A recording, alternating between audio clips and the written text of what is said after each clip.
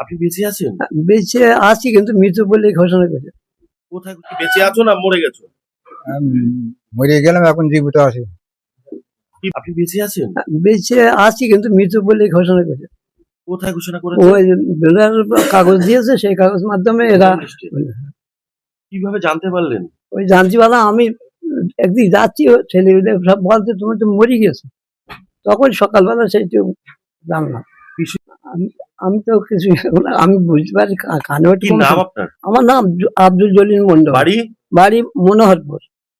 এবার কি বেঁচে উঠবেন তাহলে? এখন তার মালিক তো একজন। তুমি কি বেঁচে আছো না মরে গেছো? আমি মরে গেলাম, এখন জীবিত আছি।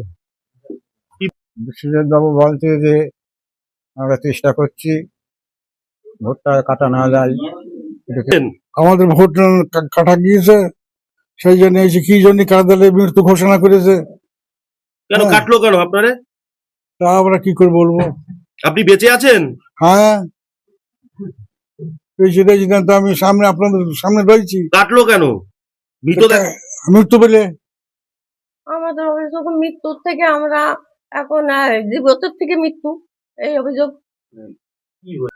আমাদের কি আমাদের ভোট কাটা দিয়েছে, আবার কি হবে? আমাদের মৃত্যুর থেকে ভোট কাটা দিয়েছে।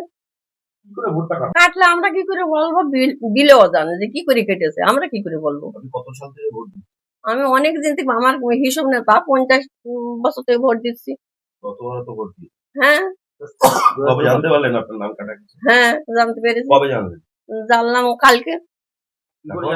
কি করে জানলাম? বিওলের কাছে গেলাম, বিও বললে যে হচ্ছে ভোটটা কেটে গিয়েছে, তোমরা মৃত্যু। তারপরে বললে যে বিওল বললে যে হচ্ছে না, আমরা সব ঠিক করে দিয়েছি, এই নিয়ে আপনি চিন্তা করবেন না, এই বললে বিওল।